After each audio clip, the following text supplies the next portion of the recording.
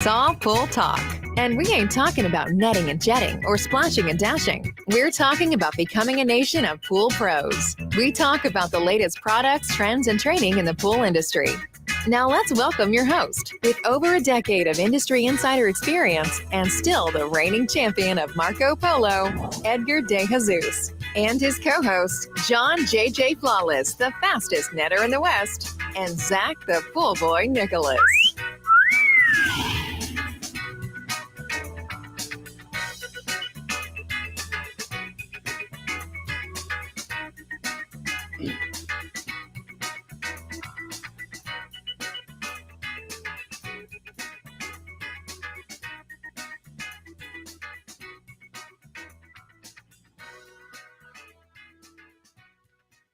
Well, I did it again. Welcome, everybody, to the Pool Nation Live podcast. I am your host, Edgar De Jesus, and yes, I am the reigning champion of Marco Polo, along with John J.J. Flawless, the fastest netter in the West, and the famous Zach, the Pool Boy Nicholas. Today, we're taking business questions and doing a deep dive into customer analysis. I want to welcome everyone to our live podcast, the podcast where it's all pool talk.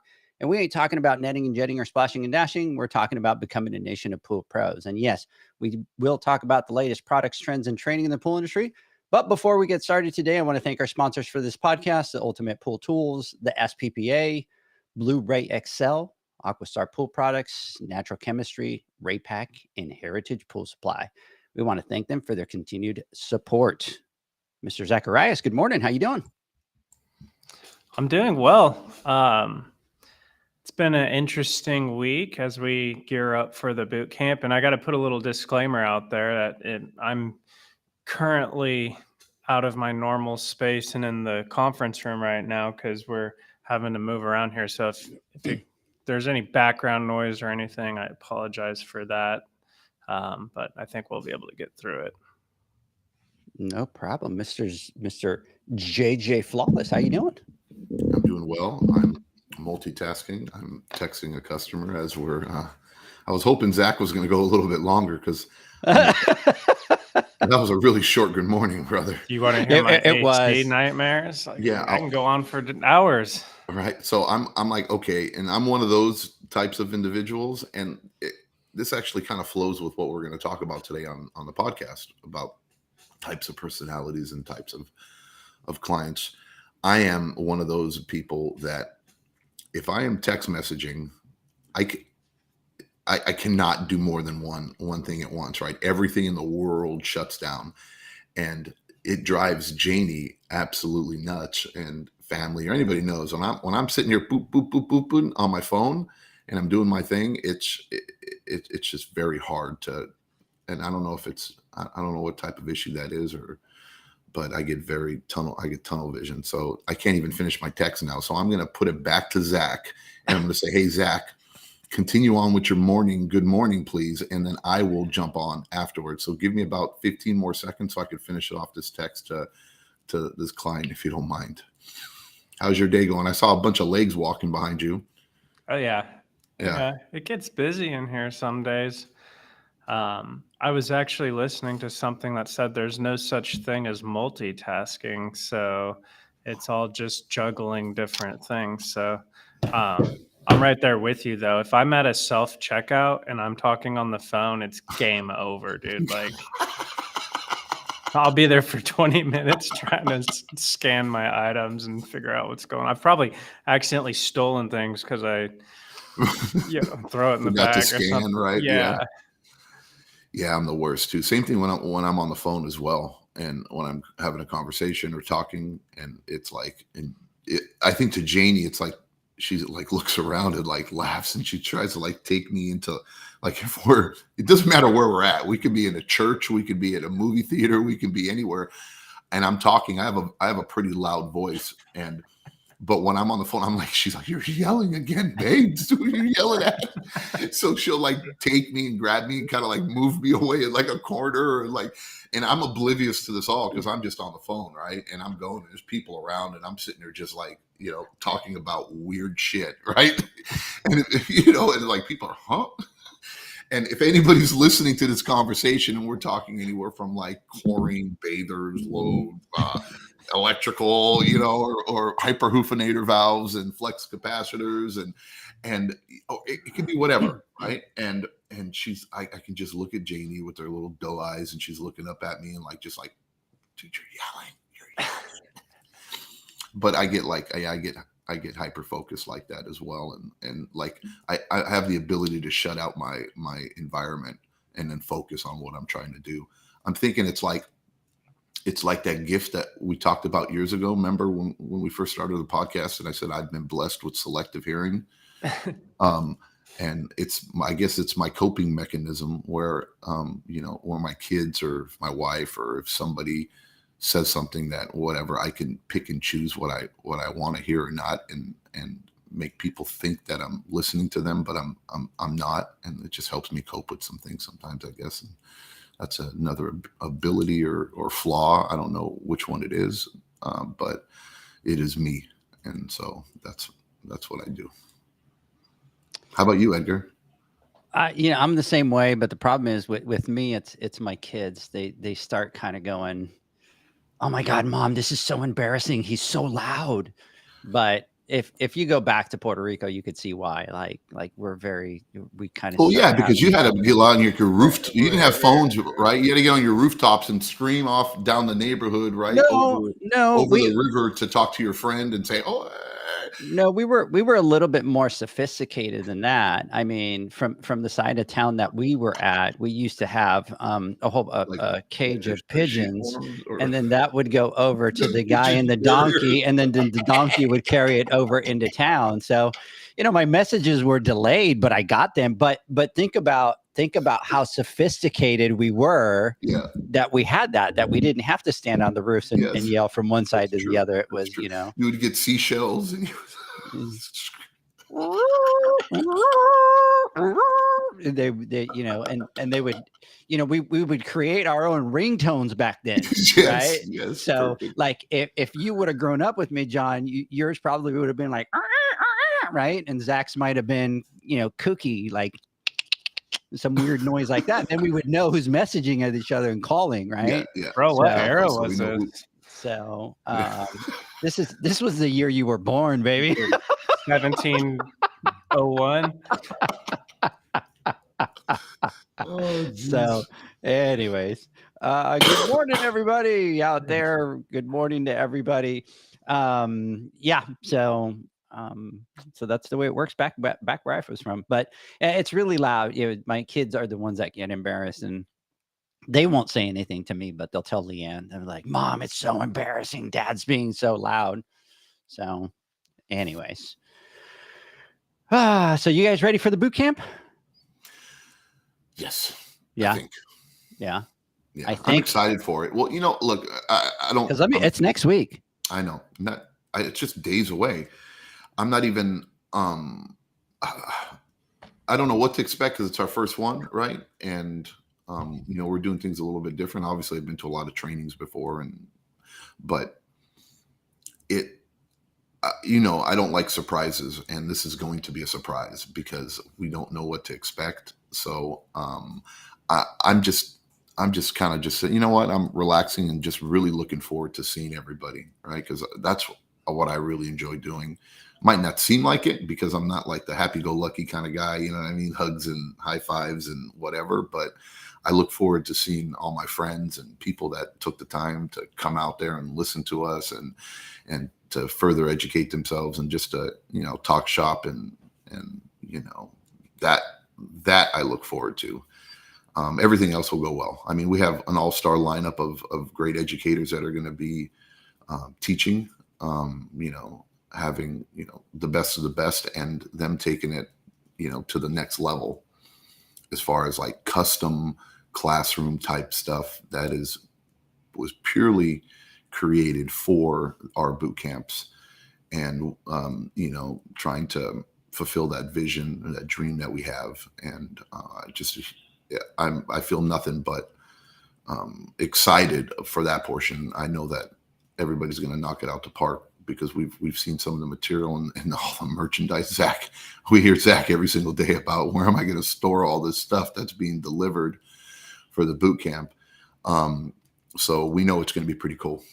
We've seen some of the pictures. We saw that, the learning room or with the vinyl The learning stickers. lab. The learning lab, the learning room, the learning lab. The learning room.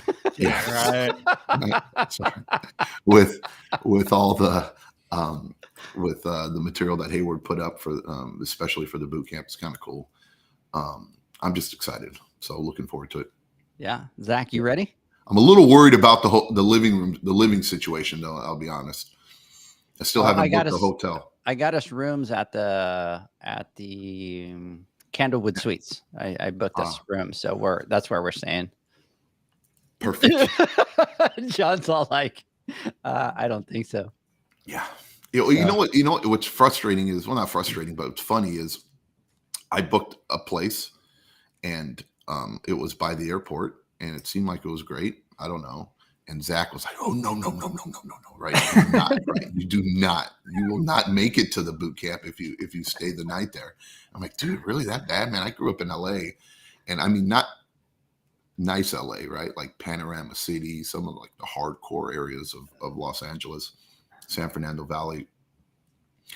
And there's not much that really freaks me out, but the way you laid it out was like, okay, I'm not going to stay there. He's like, yeah, you need to stay at League City, over by where we're at. But and I go, that's much better. And then the first place I go to book, right, we're going to go do in the city, he says, we need to go. That's nicer. We get a message from him and says, you cannot stay there. So, do not stay at this place. And I'm like, what are you talking about, bro? Where am I supposed to go? I think he doesn't want us to come, John. I think it's just like, well, dude, tell Leslie that you guys are going to bunk us up somewhere in the garage or something, because apparently nowhere safe in League City or anywhere in that area of Houston. Nah, you're good in League City. It just it kind of anywhere in League City is good except for the hotel that we booked. Yeah, exactly. You'll be fine. Just use the buddy system. Exactly. Well, now I remember now it all kind of makes sense, right? About the catalytic converters and all that kind of stuff that kind of went down and so I get it. Your area is a little bit more on the thug side, but it's okay. I can cope with that.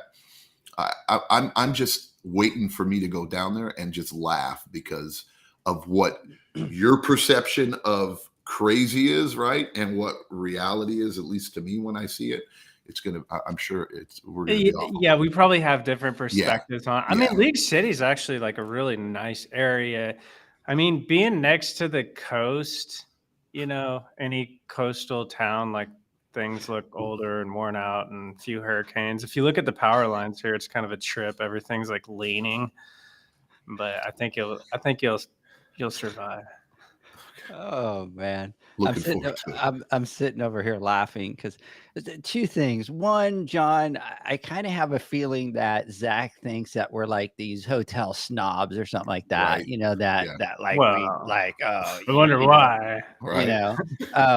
And so that's one. And then two, over here, you have Leslie kind of sitting there going, oh, it's not that bad, Yeah, but we know you have like a housekeeping OCD. So if you go to where the Candlewood, you're going to be like on high alert for all the little housekeeping issues and be texting about this trash is unacceptable and they didn't flip the room right. I'm walking in at night and taking notes that the parking lot's dirty and the trash cans are full, right, and the sea is out on the Candlewood. Yeah. Oh man. So anyway, so First Response is asking here, and I'm putting it up on the screen. How's South Shore Resort?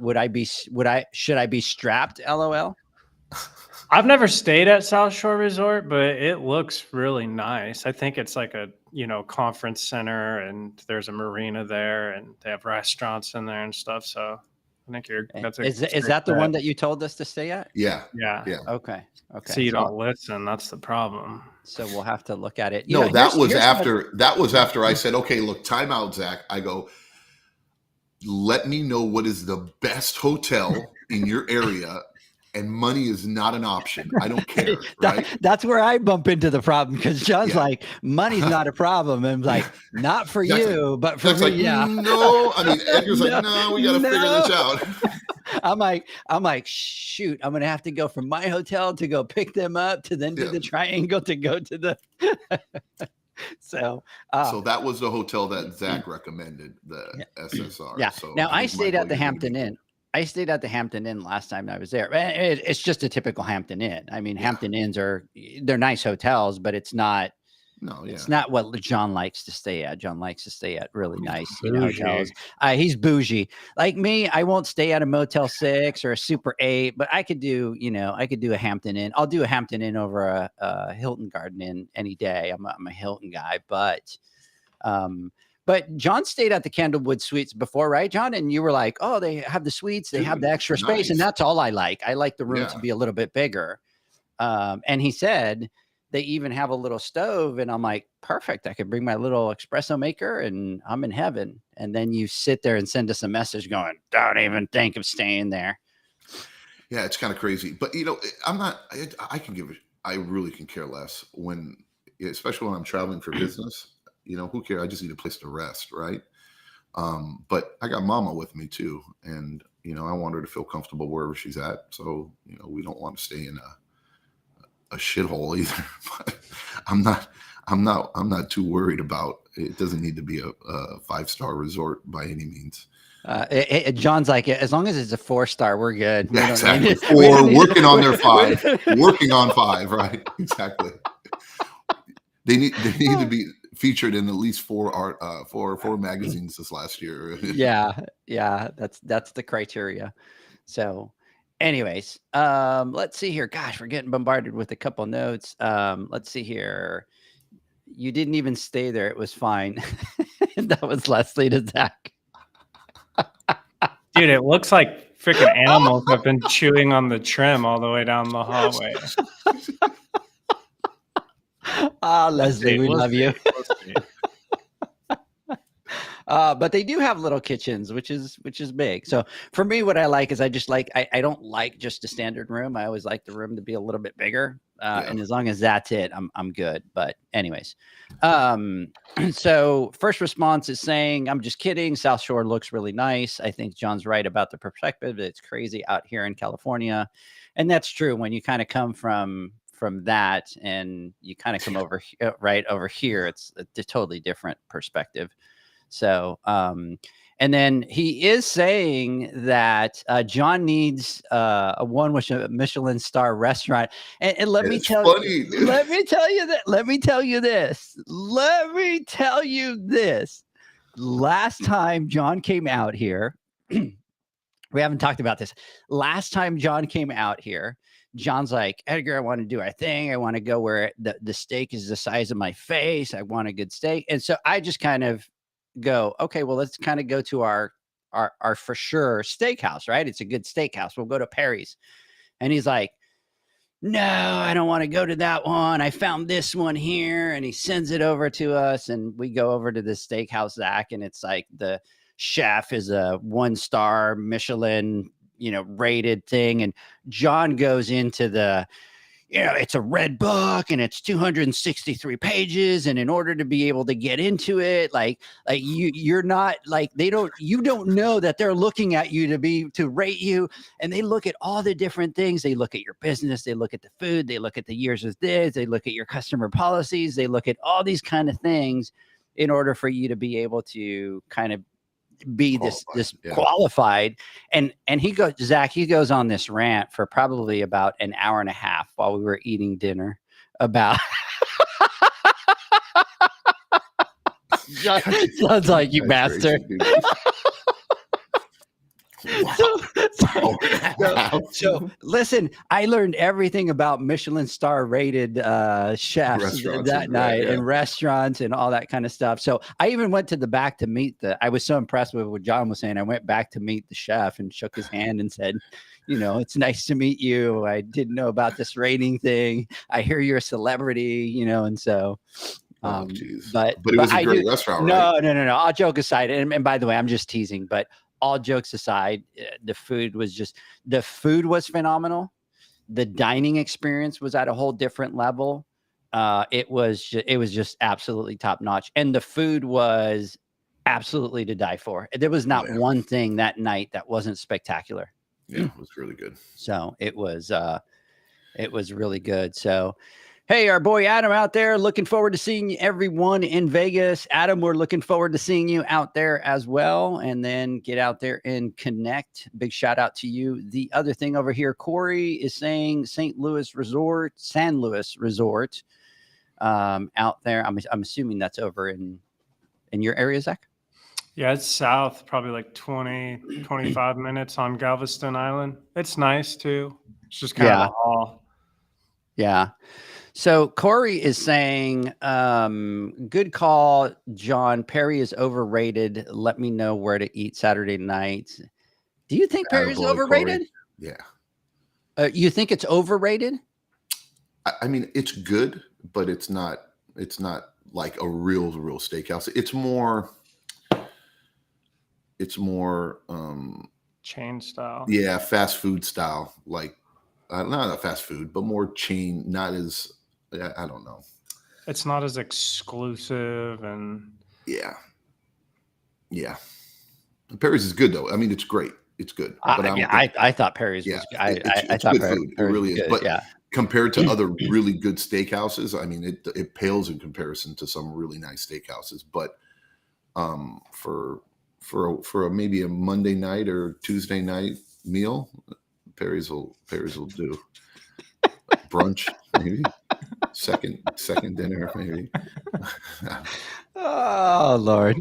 Yeah. Anyways, by the way, everybody listening, this is a pool podcast. This is not a food podcast. Though we've gone off the rails the last couple weeks when it comes down to food, which is interesting. Yeah. So anyways, let's do this, guys. Let's jump in here and kind of get through some housekeeping notes so we can get into this podcast right away. And that is that we have the Pool Nation Boot Camp that is coming up on the 18th and 19th. That is actually next week, and we are super excited about it. Today's Friday. I take off on Tuesday night. I will not be staying at Zach's house. He said I can't stay there, so I'll have to find a Motel 6 down there. So hopefully they'll leave the light on for me somewhere until John comes into town and makes me go stay at a different hotel. But anyways, we are doing the boot camp. We're super excited about it. It's going to be the 18th and 19th Friday. We have classes for water chemistry, everything that you know about borates with Mr. JJ Flawless, managing salt pools, and that's going to be with David Jones from Hayward. We have understanding ozone with Steve Barnes from Aquastar Pool Products. We have water chemistry 201 with Terry Arco. And then on Saturday, we are going to be doing the first series of hands-on training with Aquastar. That's going to be doing variable speed pumps. They're going to be doing programming, connecting to high voltage, low voltage. We're also going to be replacing the pump seals on those pumps. And I'm going to talk about the setup here in just a minute. And then Hayward is going to be doing automation, installation, and programming. And I do have to say that both of these companies are going completely out. I don't know if you guys have been watching social media, but if you haven't, go check out Steve Barnes' page. And you can see, I mean, they have completely customized these carts, and they shared the pictures, and it's like a 2-level cart where on the bottom, you'll be able to have a part to be able to change the pump seals and all that kind of stuff.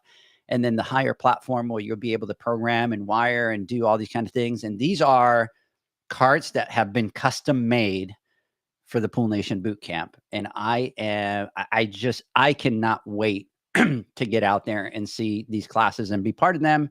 And then I do have to say Hayward has done the exact same thing, and they are going all out, both of them.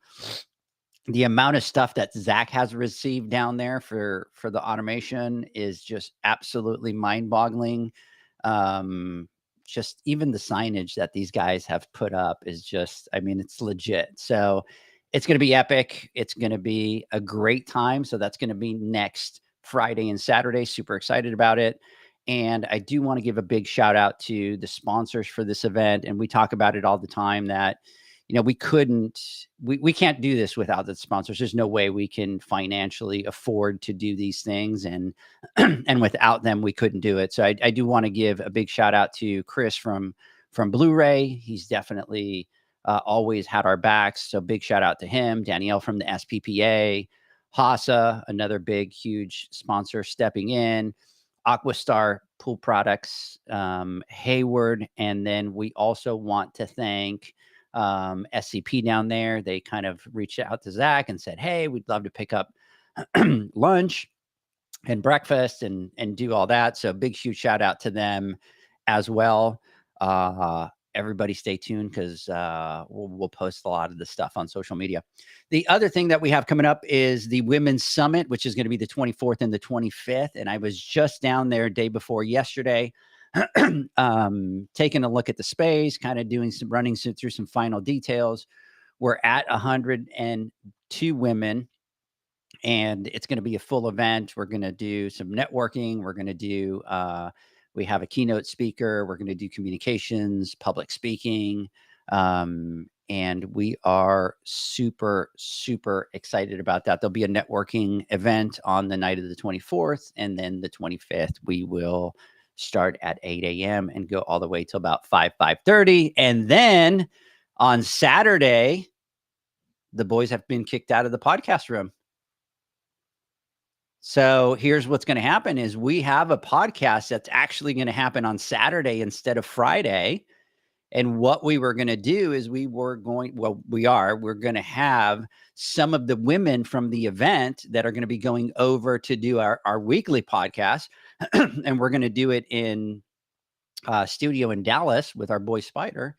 And Leanne, Janie, and Leslie stepped in and said, boys, get the hell out of Dodge. This is going to be a girls podcast. So they are taking over the podcast. They're going to be running the podcast.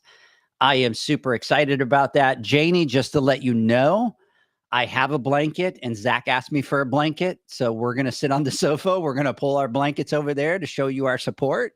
And we are going to get out there and get it. And by the way, just to let you know, I did not call either one of you directly to say, hey, John, do you think Janie, or Zach, do you think Leslie? Because typically, I don't know if they'll do it, blah, blah, blah, blah. I called Janie. She's like, I got it. I'm in. I called Leslie and she's like, yeah, I'll do it. And I'm like, done. I just bypassed the boys and their drama. Yeah, but see, you didn't see what happened prior to the phone call. See, because I'm with Janie. She looks at the phone. She's like, Edgar's calling.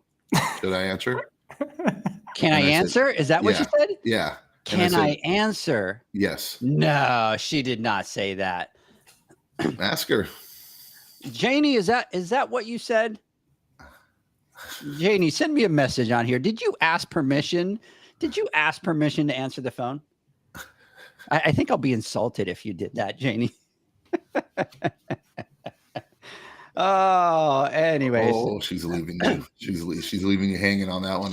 She's not answering, which means that it's true. Yeah. So I just want you to know, Janie, that I'll put the script together, so I'll remember that in the script. So super, super excited about that. My messages over here are kind of going a little bit crazy. Look at that. Leslie is like, yeah, get it. She's ready to go. And then we have first response over here saying that I can't wait hear them tell all your guys' secrets. Do you have secrets, John? I'm an open book. I'm a pretty open book, man. Yeah. Zach, you got any secrets that we need to know about? You might as well say them now. Leslie already shared all my secrets. Oh, there you go. In the past episodes. So we're good. All right. So anyways, everybody, let's do this. So I'm telling you right now, we're gonna probably have to take a break. Yeah, right? We're gonna take a break right now. And then we're gonna have to. This is gonna be part 1 of part 2. Yes, because there's absolutely no way we can deep dive into something this like intricate and important in like 20 minutes, because we've managed to whatever BS and have fun for but it's been pretty fun actually for the last 30 minutes. But again, in true form and fashion, we are staying true to who we are. Do you see that? I want you to look at the screen. So Yeah. for those that are listening to the podcast later on Monday, you guys can see. So we're on YouTube and Facebook, and so we could post the comments that people make on our screen. So Zach is saying, "Oh, Leslie shared all my stuff," and then she's going, "No, I didn't." And then Janie's going, I won't spill the tea. I won't spill. No tea from me. No tea from JD. Yeah, she's a good girl. So I still want to know if it's true that you asked for permission to answer my phone call, and I'm going to keep asking that until you answer. So I better get a yes or no on here. So anyways, guys, let's do this, guys and girls. Let's do this. Oh, she said she did answer. No, I know that she answered my question. No, she answered on the message. She said. Let's see. Let me go back. So for everybody listening, I'm kind of going back through on here. So I know I got it way cool. Yep, and she said 100%. Yeah, but that doesn't tell me a yes or a no. That's just 100. I can't Janie. tell what 100% is. I want you to type in there yes, Janie, so that I know. And then the other thing that I want to know, Janie, Janie, if you need help, type yes on the chat. Janie, type yes on the chat. Everybody listening, we are waiting for Janie's response to see if she needs help. So type on there if you need help, and we will come to your rescue. That's hilarious, dude. That is perfect. Like blink twice. Right? Yes. She's off screen, but post ha ha ha ha ha ha ha ha. If that's do a lot. There it is. There's all the ha-has right there. I knew it. Look, everybody's showing up here. So to everybody listening, next time that we see Janie in public with John at an event, I want everybody to go to Janie and pull her to the side and find out if she needs help. Okay, so let's make sure that we do that at the next event. It's a safe place. This is a safe place. So anyways, all right, ladies and gentlemen, let's do this. Let's take a quick word from our sponsors. And when we come back, we will continue. But let's not do that yet, because I am sitting over here going through, making sure that I got everybody's messages on here before we go to take our break. So let's do this. We're going to take a word from our sponsors. If I could remember, because now I can't remember, guys, how to go in and take our word from our sponsors. Look, we're on our new platform and I forgot how to do it. So he's breaking down. I'm having too much fun. I'm having too much fun, right? All right, let's take a word from our sponsors. When we come back, we will continue. The Hyper Pole from Ultimate Pool Tools is a pool care pole designed by pool professionals for pool professionals, featuring precision-crafted carbon fiber and stainless steel construction. Go to ultimatepooltools.com or Instagram at Ultimate Pool Tools. Pool pros have specific needs when it comes to general liability insurance. The SPPA program has you covered. With 3 tailored and customizable general liability options, SPPA makes it easy for pool pros to feel secure. Find out more and get covered at thesppa.com. Now available, Pool Invoice. Pool Invoice is a pool billing software created specifically for the pool service and repair industry. It's developed for our industry and only our industry. Pool Invoice is built with recurring billing in mind. You can print, email, text invoices, or even send via WhatsApp. You can add recurring or yearly charges, accept credits, and set up autopay. You can even see when customers have seen the invoice. It even has a customer portal where they can log in and see, print, and pay invoices. It has all your customers' information on one page, so you don't need to search through hundreds of invoices looking for the one you need. Just go to the customer profile and it's all at your fingertips. Created specifically for the pool industry, Pool Invoice. Now available at poolinvoice.com.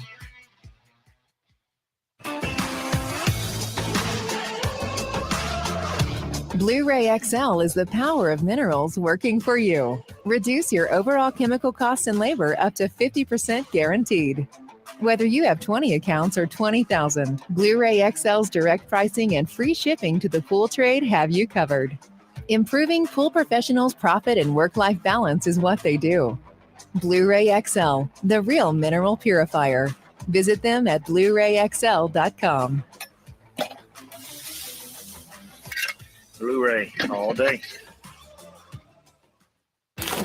Aquastar's new pipeline cartridge filters, available in 2 sizes, deliver top-notch hydraulic efficiency along with best-in-class filtration performance, approaching that of DE filters. Uniquely designed, open pleat spacing means 100% of the media square footage is usable. And these claims are backed by NSF test results. Designed with the pro's time and comfort in mind, the patented double locking system improves safety and ease of access, making filter cleaners faster than ever before. Available now. Ask your supplier for pipeline filters today. Natural Chemistry, a leader in specialty water care solutions for over 30 years, is proud to provide products that make pool service easier than ever before. Its unique enzyme formulations in Pro Series Pro Blend improve efficiency of your pool program while reducing frequency of filter cleaning and scum lines. Natural Chemistry is also well known for its wide variety of phosphate removal solutions that include a non-clouding formula in Phos-Free and extremely high range removal with Pro Series Phos Remove or Phos Free Max. Save time, save money, save work with Pro Series products. Stop sacrificing durability or efficiency with the help of Raypak's new Avia HD models that utilize NITEC, their exclusive industry-first technology. NITEC heat exchanger technology is Raypak's latest solution to superior strength and maximum efficiency when it comes to residential pool heating. With 900% more nickel compared to copper nickel in critical surfaces, NITEC creates an ideal surface to protect against scale formation and erosion without compromising on Avia's 84% thermal efficiency. Learn more at raypak.com/NITEC. Welcome back, everybody, to the Pool Nation Live podcast. We are talking to Mr. JJ. We're talking to Zacharias. So, kind of going through all these messages over here. Big shout out to Pool Envy that jumped on. That yes, the heat is on. I am having issues with my air conditioner today, Zach. I think you're a little bit of bad luck. So I turned my AC on last night, and it literally ran all night, and it only came down about 4 degrees. It never hit 72, which my air conditioner normally kicks on. Dude, I think we've all had AC issues. We all had AC issues. Remember mine first? Yeah. And it was that was quite the ordeal for me. And it went out, the whole side of the house went out, and it was like 120 degrees that day, and it was bad. And it was the weekend, couldn't get anybody to come out.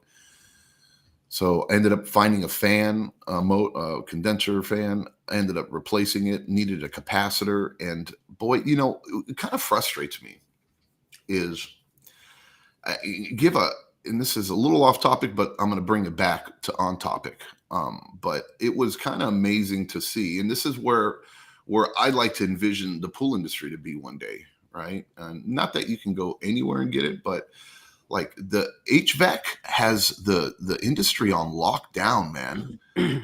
Where something simple as like a capacitor, you think you can order it, or you can walk into like a Home Depot or Lowe's, but no, you can't. You cannot get that for an AC unit anywhere. And it's designed that way because, as a service professional, when you need help with something or you need to get something fixed, you need to call up a company in order to come out and do it. It's not a DIY or DIY or whatever it's called. So I was like, wow, that's pretty impressive.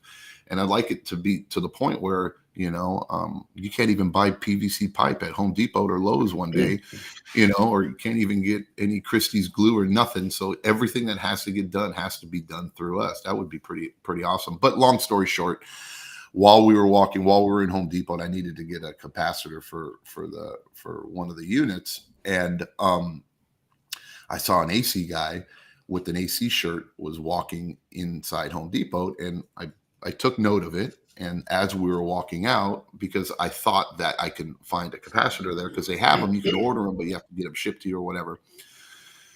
And I was walking through the parking lot. I'm like pissed that they didn't have one. All distribution was closed. It couldn't go to Ferguson's, couldn't go, which is like a HVAC plumbing distribution center to get what I needed.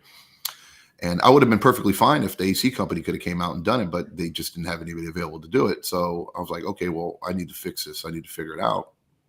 And we walked by and we saw that AC truck, HVAC truck or van. Uh-huh. And it was the same shirt I thought it was maybe a guy off or whatever, you know what I mean? I didn't want to bother him, but then I saw his work truck there. So we walked back in and I knew exactly where he was. I found him, he was checking out, and I walked outside and like a creep, right? I'm sitting there and Janie right by my side. And I'm like, I'm waiting here at the door, like blocking the door. And as this cat comes out, I'm going to hit him up. And sure as hell, I hit him up and I said, hey, look, I go, hey, brother, this is going to sound weird, but you're in the HVAC business, right? That's your van out there, right? He's like, yeah. Freaking stalking him. Yeah. I go, I need a capacitor. I go 50 plus 7.5. And he's like, oh, no, I think I have one. Da, da, da, da. He's all, if you have one, just let me know. Whatever it is, I'll buy it right now. Like, okay. And he's like, come over here. And he goes over to the van. He's looking through it. He gets it and brings it to me and whatever. And I paid the guy I think it was like $80 or he asked for it. And I said, sure, no problem. Here you go, $80 for $20 capacitor. Happy to pay it. Thank you so much.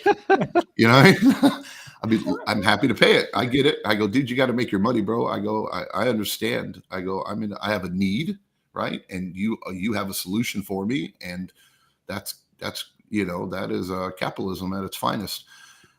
So bring it. And then he gave it to me, and sure as hell, I took it. And I was like, Janie and I were like driving. We're like, yeah, we scored. We got a motor. We got this all within one day.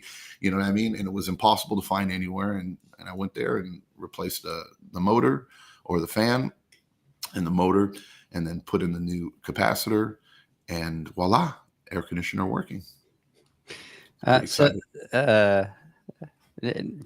Now I know what I'm going to do after the podcast. I'm going straight down to Home Depot to the AC section and waiting for somebody and be like, hey, can you come over and hey, dude, you got to do what you got to do, right? I mean, yeah. Hey, yeah.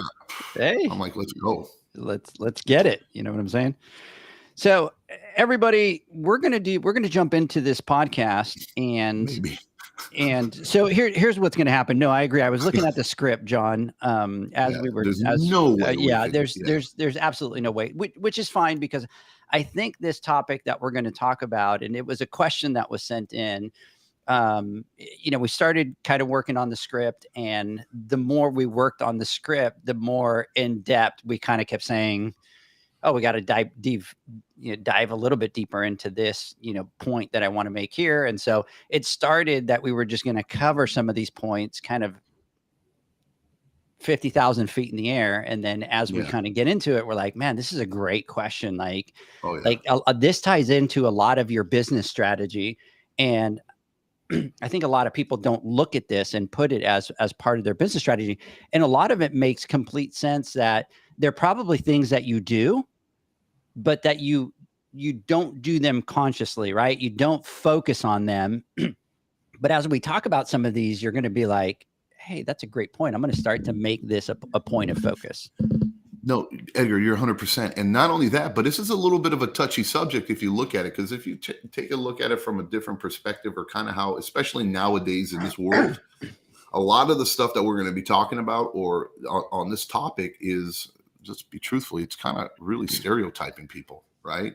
And, this is what I taught, and this is what we focused on in my previous life, long time ago, right? Where maybe it wasn't quite as touchy subject, I guess, as it might be today. But I mean, just because, the truth is, this is the type of stuff that you need to take into consideration, because at the end of the day, we're all human.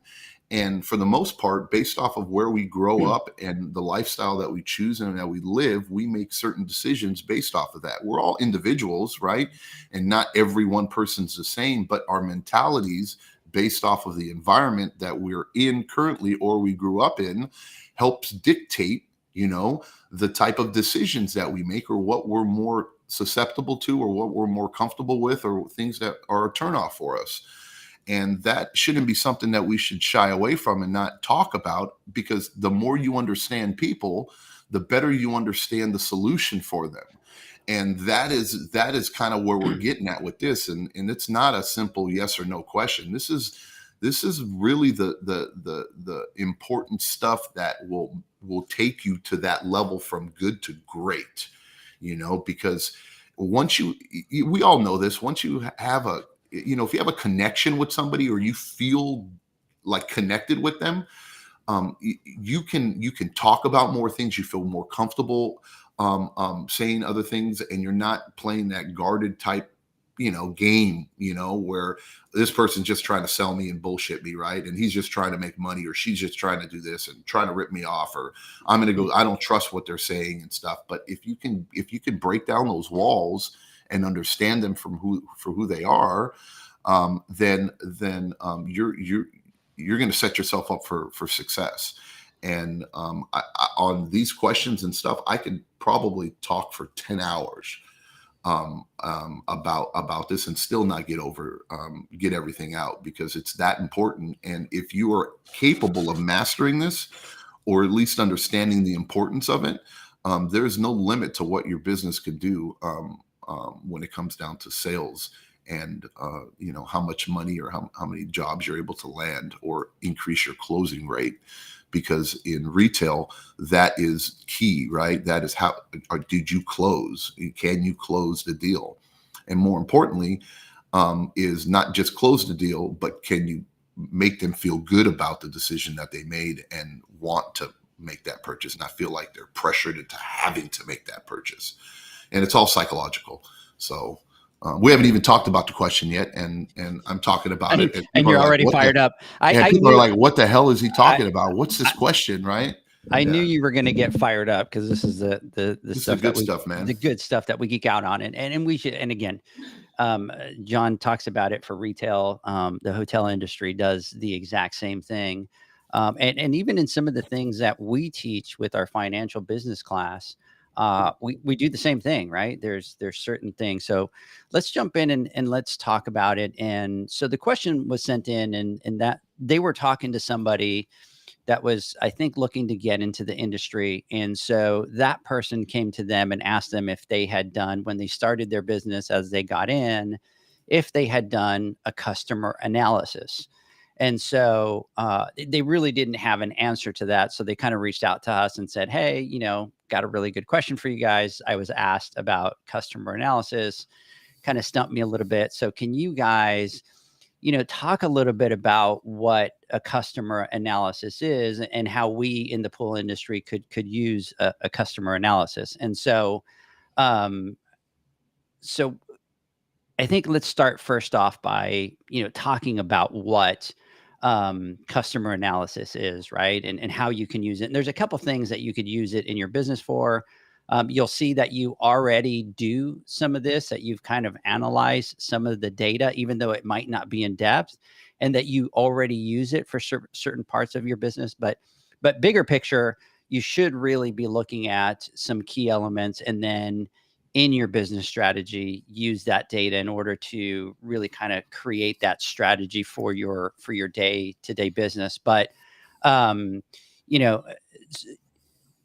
customer analysis is really used to understand and really anticipate the needs and the motivations of your customers, right? And so, you're going to grab some of this customer analysis, and the best thing for us to do is just kind of go bullet point by bullet point and kind of share some of them so that people can see what they are, right? But I think if I take a look, John and Zach, and I kind of go back and I look, it's exactly what John was saying, is you start off by kind of segmenting your customers, right? So John, I'm going to let you talk in a minute about how you did it in retail. In hotels, it's the exact same thing, right? You sell a room, but you have different types of buyers, right? And so you will have the leisure traveler, right? And they kind of fall into one box. And then you have the corporate traveler. They fall into a completely different box. You have government travel. They fall into a different box. You have what we used to call the Priceline shoppers, right? That's in a totally different, segment all by itself. But each one of these segments, each one of these people have a buying pattern, and they spend money based on how they fall into those segments. So John talked about it. There's nothing wrong with taking a look at your customers and kind of creating those segments so that you know how you're going to be able to work with those customers. So, and we'll go through right now, and we'll kind of talk about some of those bullet points. But obviously, when you have somebody that is a leisure traveler, you have somebody that's on vacation. And what happens when people go on vacation? They tend to spend more money freely, right? They're on vacation. Screw it. We're out to have a great time. Let's just spend the money. So a lot of times their buying patterns are very different than somebody that is traveling for government, which has a locked rate, right? They can't spend more than X amount of dollars in a hotel room, right? So their buying patterns are going to be different. How does that affect in a hotel? Very easily. So if I have a standard room and I have a suite, and the leisure traveler has booked, right, a standard room, when they show up to the front desk, I can go to that person and I can say, hey, would you like to upgrade to a 2-bedroom suite for an extra $40 a night, an extra $50 a night, right? We saw that those people were more apt to do that because they're on vacation. They want to have a good time. And if it was John would be going to the hotel going, hell yeah, like, right? Like, upgrade. We want to have a nice room. That same buyer, which is on that government per diem, is locked in, right? They can't spend more than a certain amount of dollars for them to get reimbursed for business.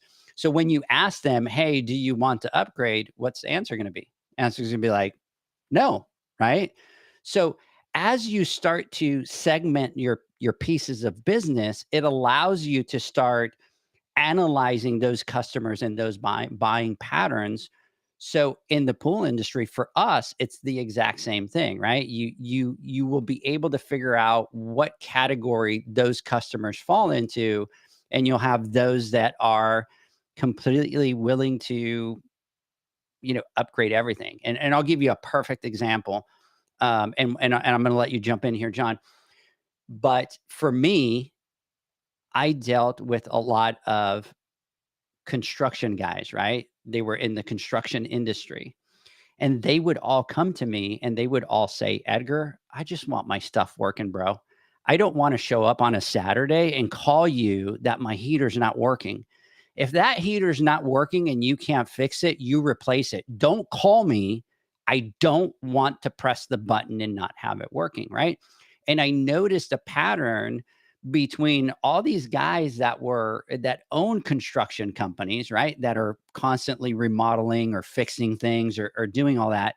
They want their stuff working all the time. So you start to look at their buying behavior, and their buying behavior is, look, I want the best and I want it working all the time, right? But then I had other accounts where, it's retired people, levels of income aren't huge.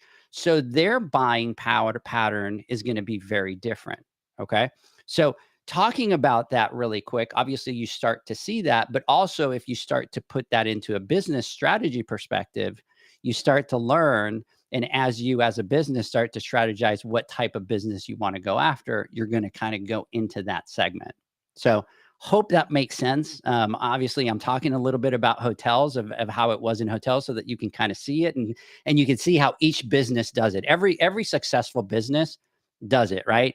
Even Apple, right? They have different tiers of phones, right, to appeal to each different buyer, and they study those patterns and they do that. And John, you've talked about it in retail, which I thought was really interesting because I never knew about it. But in retail, when people are coming in, how do you segment those people? Yeah. So, I mean, even though you're talking about hotels, right, it doesn't really matter, because what's one thing that we have all in common, right? People.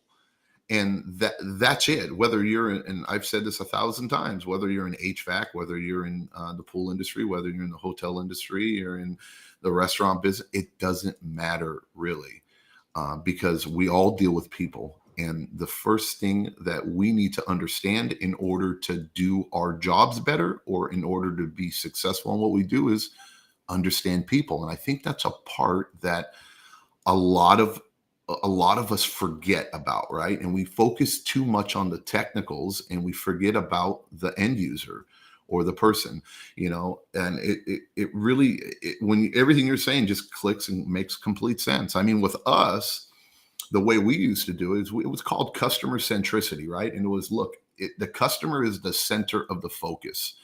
It is not the product you're selling, right? Or understanding whatever it may be, like the biggest and baddest TV or biggest and baddest computer or the best washer and dryer and the features and all that, or price points or which one you get your most bang for the buck for. That is not what's important. And usually in industries like retail or car selling or car sales, it's more focused on, hey, I want to sell this product because I make the most money off of it, right? Or it might be the easiest one for me to install at the time.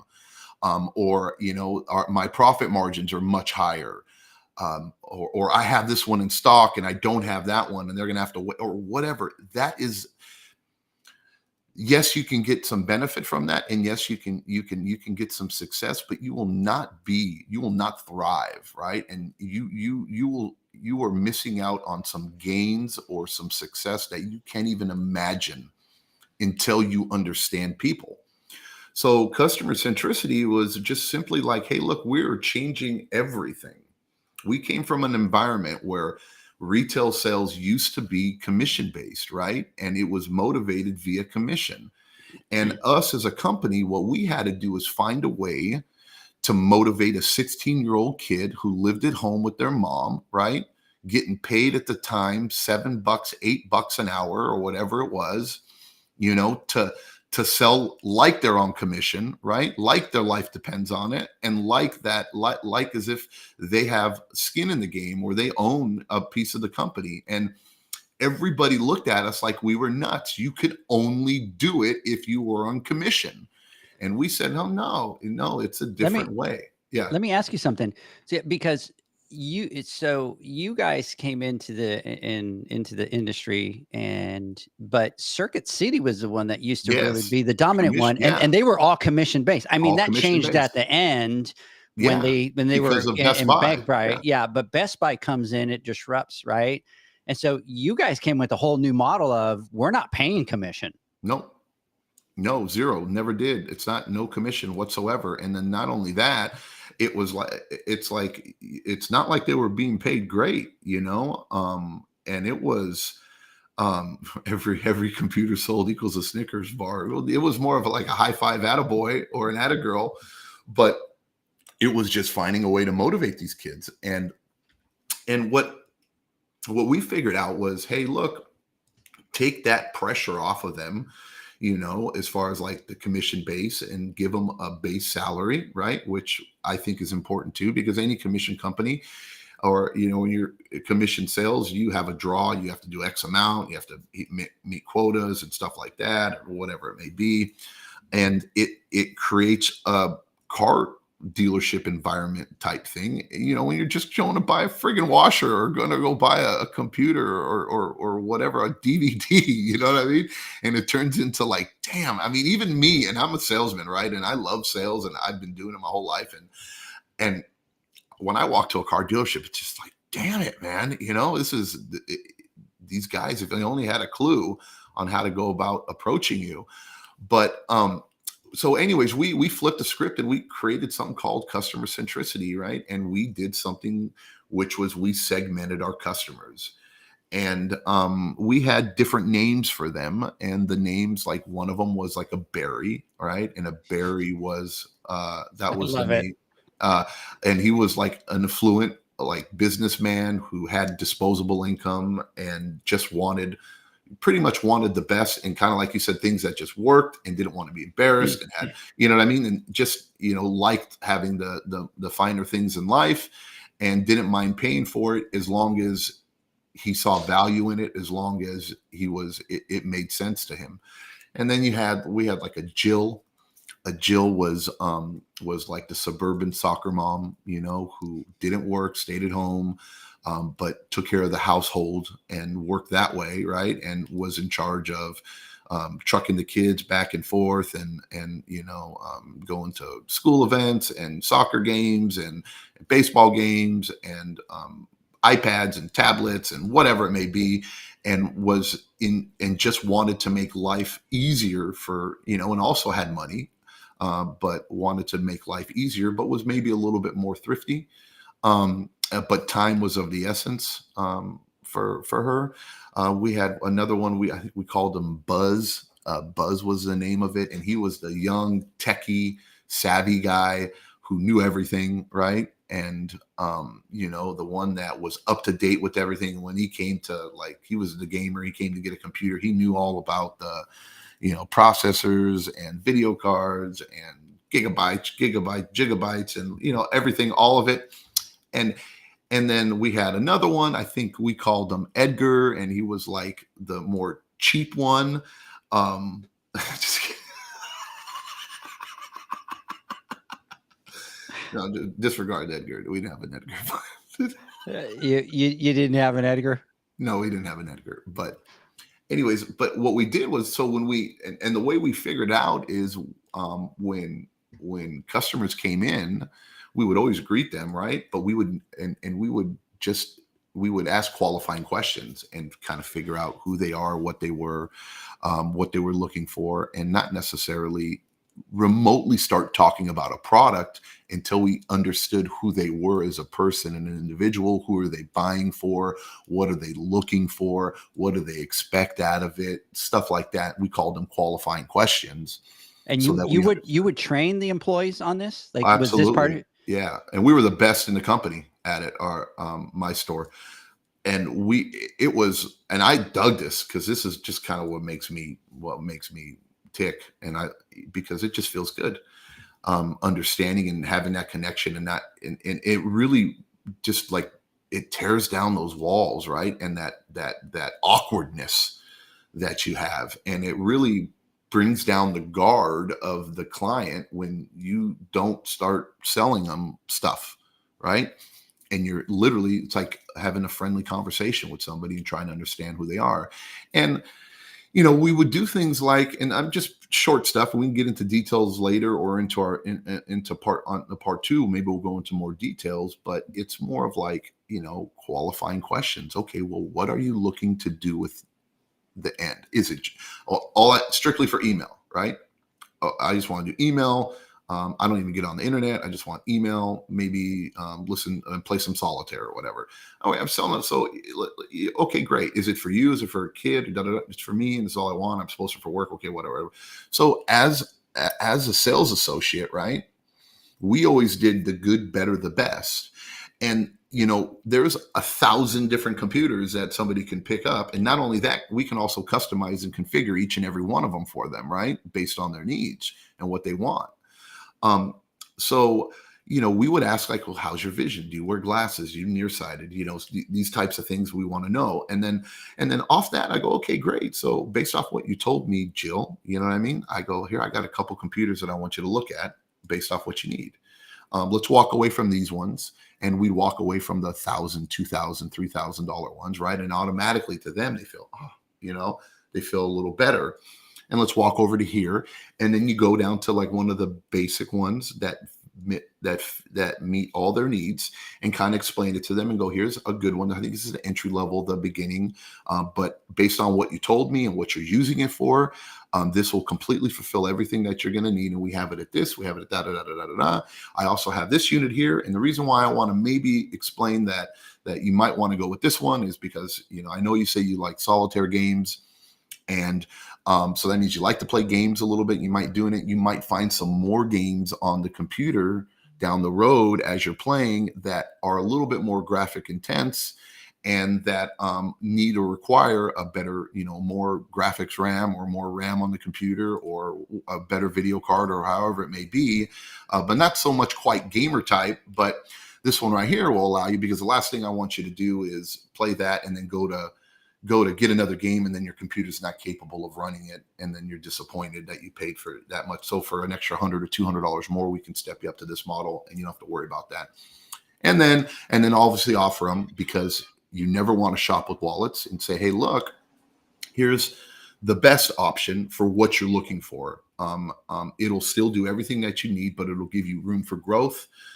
So that if you're not looking to buy a computer maybe every year or every 6 months or whatever, this will be able to fulfill this. And yes, it's X amount of money, whatever, and then give them those options. And then go for like the monitor. Okay, you said your vision, right? Okay, we should go with that. With this screen back then, there was the cathode ray tubes, right?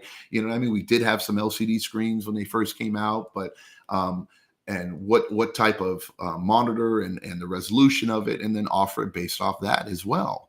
And then let them know. And then 9 out of 10 times, the customer, one, they are ready to make the purchase because they feel comfortable about the decisions because you explained it to them well. You made them pick the computer because they gave you all their needs. And if this is what you want, well, this is what you have to get in order to get it. So here are your choices. 9 out of 10 times, they go for the good or the best, and they feel comfortable making that purchase because they walk away knowing that it's everything that they need and you explained it all to them, right? Too many times, people will walk out and go, okay, you need to buy this one, right? Because this is the most expensive one. And then you scare them. And then maybe at a certain point, it might be the right computer for the right person, that buzz, that hyper techie guy that wants everything and thinks he knows everything. And that might be the right computer, but for the majority of the people, they're not. So what ends up happening is if you go try selling the wrong product to the wrong person, you're not going to close that deal very often. We'd rather sell a $1,000 or $500 or $1,000 computer 100 times than a $4,000 or $5,000 computer 10 times, right? Because your closing rate is so much lower, and that specific market group or that type of client, you know what I mean? There's just not that many of them out there. So once they understood that, it just changed everything for us.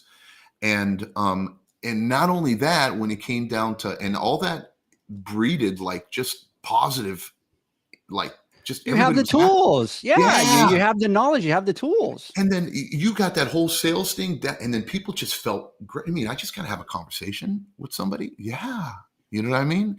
Yeah. You just got to have a conversation and tie it in. You don't need to get into the how many megahertz and gigawatts and gigawatts and jiggy, you know what I mean? And then start talking. That doesn't mean anything to people. And they don't give a shit. You know what I mean? They want to know. And then if they ask, so this is why, and this is why you're going to need it. And this is because of this or whatever. And you can apply towards anything. And then and there's definitely, so, obviously for you guys, in order, your company, in order for you to get to that stage, there's one thing that you have to do. And that's what that's what we want to talk about. And it's that customer analysis. You have to analyze all of the customers. And gosh, I mean, the customer analysis could really kind of go on forever, right? You talk about incomes, you can talk about, all these different things, and we're going to get into those and start talking about those so that you can do the exact same thing. You can kind of create a strategy so that when you know that you're going to talk to a customer, you can create those qualifying questions. You can figure out where you need to put that customer in those different categories so that it gives you a better tool to be able to do one of the things that John talks about, and then that's the close, right? Because at the end of the day, it's about closing. So if you have that customer analysis, you kind of understand those behaviors. The majority of the time, you're going to have the data. You're going to be well prepared in order to be able to get that sale, and more importantly, be able to close it, right? And it doesn't all tie into sales. A lot of it ties into some of the things that Zach talks about, which is customer satisfaction, right? Customer satisfaction is huge. And then also employee satisfaction, right? So if the customers are happy, the employees are going to be happy. So, there's really a lot of segmentation that needs to go into that. With that said, gentlemen, the pause. I think we're going to have to cut the podcast here, and then part two. We haven't even gotten into it, right? We haven't. Yeah. And if we start even talking about the first bullet point for the customer analysis, this is going to take us another 2 hours. So let's do this.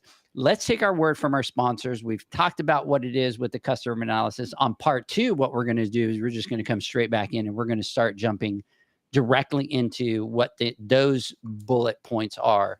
so that you could use those. So let's take a word from our sponsors. When we come back, Zach, John, I want to get your final thoughts. The Hyper Pole from Ultimate Pool Tools is a pool care pole designed by pool professionals for pool professionals, featuring precision crafted carbon fiber and stainless steel construction. Go to ultimatepooltools.com or Instagram at Ultimate Pool Tools. Pool pros have specific needs when it comes to general liability insurance. The SPPA program has you covered. With 3 tailored and customizable general liability options, SPPA makes it easy for pool pros to feel secure. Find out more and get covered at thesppa.com.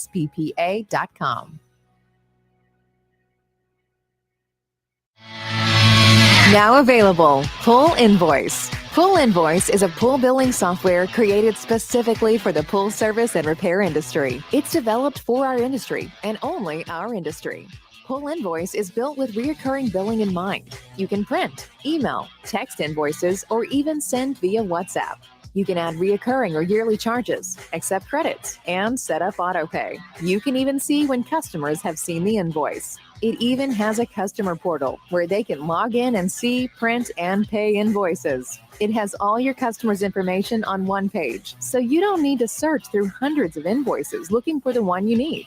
Just go to the customer profile and it's all at your fingertips. Created specifically for the pool industry, Pool Invoice. Now available at poolinvoice.com.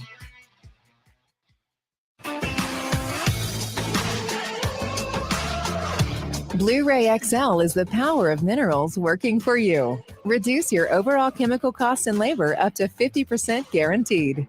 Whether you have 20 accounts or 20,000, Blu-ray XL's direct pricing and free shipping to the pool trade have you covered. Improving pool professionals' profit and work-life balance is what they do. Blu-ray XL, the real mineral purifier. Visit them at blu-rayxl.com. Blu-ray all day. Aquastar's new pipeline cartridge filters, available in 2 sizes, deliver top-notch hydraulic efficiency along with best-in-class filtration performance, approaching that of DE filters. Uniquely designed, open pleat spacing means 100% of the media square footage is usable. And these claims are backed by NSF test results. Designed with the pro's time and comfort in mind, the patented double locking system improves safety and ease of access, making filter cleaners faster than ever before. Available now. Ask your supplier for pipeline filters today. Natural Chemistry, a leader in specialty water care solutions for over 30 years, is proud to provide products that make pool service easier than ever before. Its unique enzyme formulations in Pro Series Pro Blend improve efficiency of your pool program while reducing frequency of filter cleaning and scum lines. Natural Chemistry is also well known for its wide variety of phosphate removal solutions that include a non-clouding formula in Phos-Free and extremely high-range removal with Pro Series Phos Remove or Phos-Free Max. Save time, save money, save work with Pro Series products. Stop sacrificing durability or efficiency with the help of Raypak's new Avia HD models that utilize NITEC, their exclusive industry-first technology. NITEC heat exchanger technology is Raypak's latest solution to superior strength and maximum efficiency when it comes to residential pool heating. With 900% more nickel compared to copper nickel in critical surfaces, NITEC creates an ideal surface to protect against scale formation and erosion without compromising on Avia's 84% thermal efficiency. Learn more at raypak.com/NITEC. Welcome back, everybody, to the Pool Nation Live podcast. I am over here sitting. We're waiting for our boy JJ. Oh, there's JJ. How you doing, JJ? I'm all right. I was looking at it. I see now. I was thinking every time we go on break, I'm like, how does Edgar feel? Because Zach and I always turn the camera off. And you just sit there like a weirdo, right? Well, this time on this format, you're able to kick us off the screen, so it's just you. Yep. So it doesn't look like, I got it. I tried to do that. I'm like, the funny thing is, so we're using kind of a new platform. So I wanted to see if later on when I do the replay, if it just shows me that way, it's easy. And there's a couple of things that we're going to change. But even while I was doing that, which is awesome, and this is what I love about our followers is and our family of pool pros is Pool Envy sent me a message on the chat and said, Edgar, what you should put on that banner that's running at the bottom is the events that are coming up. That's and brilliant. I'm like, that's brilliant. I love it. I absolutely love it. So as we were on break, I was sitting in here kind of typing the notes to be able to kind of jump there. So, Zach, you've been really quiet today. I think John and I kind of hogged all of the time, right? John, we did. outdid It's funny you said that. As soon as I walked over there, Mama's like, "Are you going to let Zach talk?"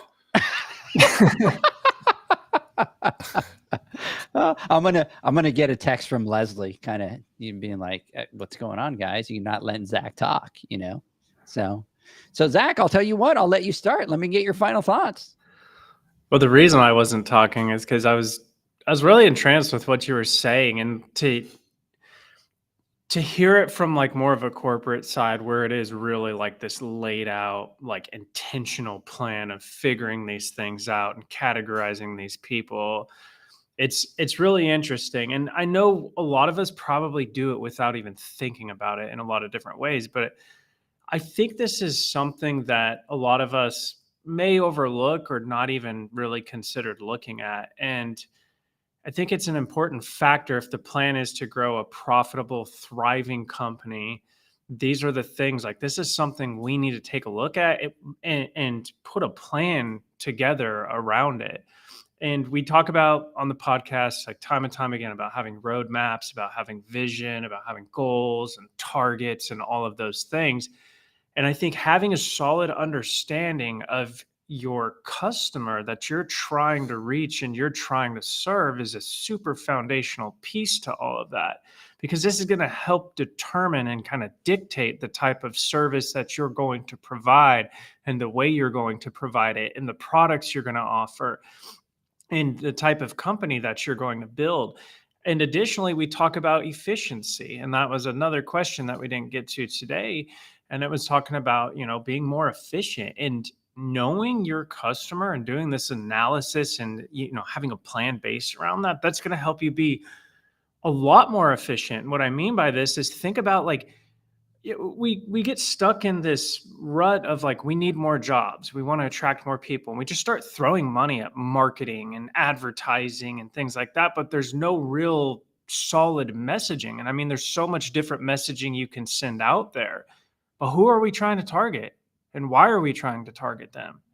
And so knowing this stuff helps you be more efficient in how you spend your money and how you spend your time and where you put in all of your effort. So I think this is super good stuff. And I could listen to John and you talk about it all day in the hotels and in the retail environment. And I'm excited to talk next time and bring it all together in our environment, in the pool industry and in the pool service business. So good stuff. And I'm looking forward to getting more into it.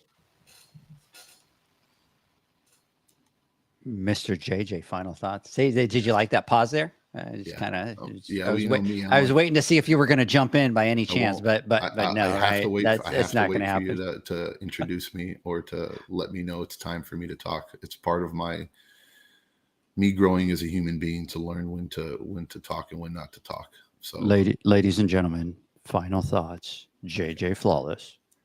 Exactly what Zach said, and I'm very passionate about this, and I think it really, really, really is what you need to be able to master or understand in order to become very successful in anything that you do. And you can apply this. Just, it doesn't matter if it's housekeeping, doesn't matter if it's the pool industry. I've said this, doesn't matter if it's HVAC. This is people, and people we deal with throughout our lives. And understanding this will better you not only in your business life, but also in your personal life. It'll help you understand. It'll help you understand your friends better, who your friends are, who your friends aren't, your children, school teachers, the barista that you're ordering your coffee from, the cashier at the fast food joint that you got your food at, the waiter or waitress at Perry's. All this matters. And this is the type of stuff that makes me tick and gets my mind going all the time. I'm fascinated about the human psyche. And I cannot wait for us to get a little bit deeper into this on the next podcast, and hopefully you guys will get to see the bigger picture and how you can apply it to, I mean, literally everything that you do in the pool industry when it comes down to customer interactions, or where you focus, like Zach was saying, where you focus your attention to. And I mean, it's simple. Like, obviously, yeah. Anyway, I'm not going to get into it any further, but next week when we talk about it, I'll dive a little deeper, and then hopefully we can keep the podcast to 2 hours. Yeah, absolutely. And, just to give everybody a teaser, obviously, we'll talk a little bit about, segmenting your customers and obviously how to use all that. But somebody sent me a message on text, and right away they're asking about, segmenting the customers and what's that like, right? And so, just as a teaser. What we should do is we should probably create our own names. Well, there are. I mean, we could create our own names. That's not a bad idea for the pool industry, right. And then maybe let's create who they are and what type of client they are, and maybe how we would approach them, right? Because we can talk about it in different environments, and then you can kind of put it together. But if we specifically create it for the pool environment or for the pool industry, then we can give our listeners, our people, some tools so they know how to find out who's who and what questions maybe they need to ask, qualifying questions or lifestyle questions to find out who they are, and then maybe how to approach it and talk about, like, maybe here's a pump and what type of pumps we're going to talk about, and what type of systems and stuff like that, or types of pools. I don't know, just a thought. That'd be interesting. Absolutely. And they do, obviously they do, those do exist in the industry, and we can kind of break those down and talk about them. But, as a teaser, you start talking about it, and you kind of get into a homeowner that's brand new, that has never owned a pool, right? Yeah. That's somebody that falls in. Then you kind of get into the other one is you get the homeowner that's very hands-on, right? That is you find yourself with an engineer, right? What did the engineers do when you're talking to those type of customers, right? They go all in. So they do exist within the industry and within your business. And what I want to make sure is that as you guys start to get this information, that you look at it from your customers, and then what we'll try to do is help you figure out how to put that into your business strategy so that it achieves those goals. And I've talked about it before. When I bought my first 50 pools, they were all in an area where it wasn't an affluent neighborhood. And at some point I realized, hey, what income level am I looking for if I'm going to be able to get people to pay more money? And then I figured that out, right? And then at the end, when I sold all my pools, I did not have any of the pools I had originally bought, because I was going into those affluent neighborhoods because I wanted that rate to be a little bit higher. So there's some that are very easy to find out, and then there's other ones that you kind of have to dive deep into, right? And categorizing those people. So we'll get into that on the next podcast. And this is the stuff that I geek out. And by the way, because again, John, you have it as well. Our backgrounds, right? In hotels, it was all about the customer experience and studying the customers. And then at the end of the day was really the numbers, right? The crunching every number associated with each one of those segments. And I think as a business, if you do that, you don't have to go that deep, but you'll be a lot better than what you are today. We'll name them Edgar, Zach, and John, right? It'll be I love it.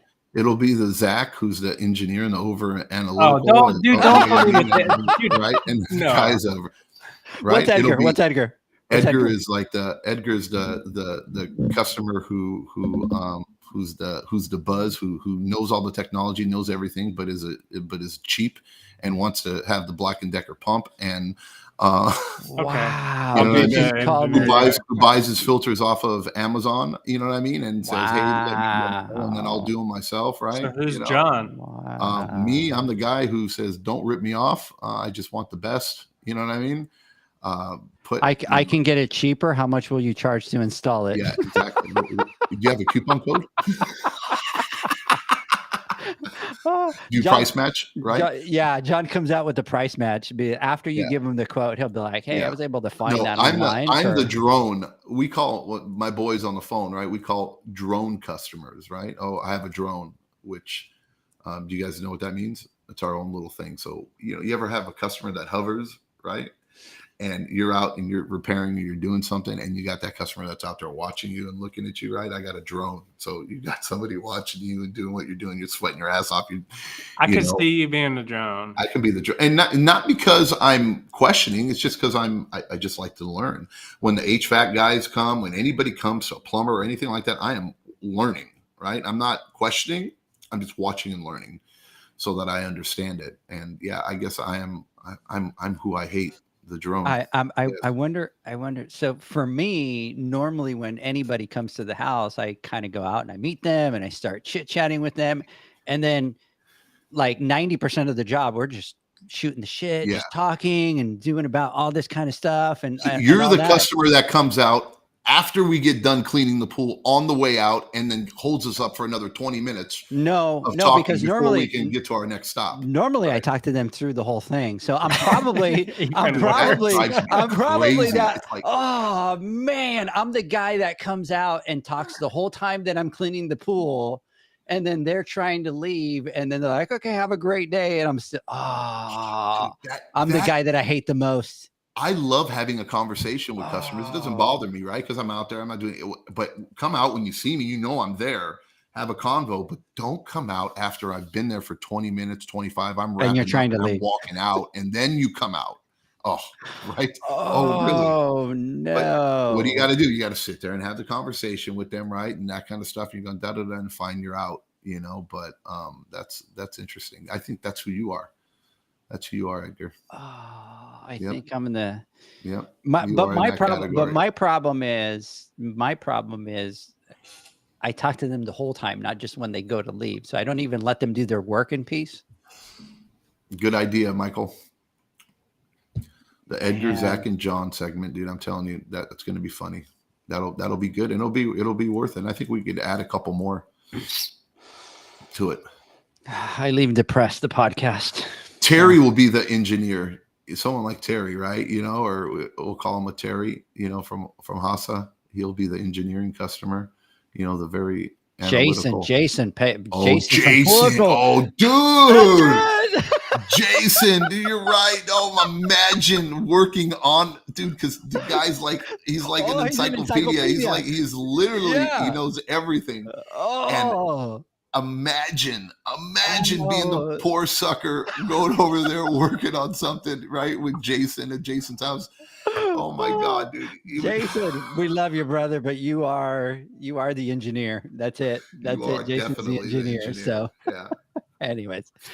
All right, gentlemen, I really appreciate your time. I know it's kind of crazy out there, and we got to get crazy. We got to get ready for Tuesday. I head down to Houston on Tuesday. Super excited about that. We're going to shoot some stuff with Terry on Wednesday. We're going to start setting up on Wednesday.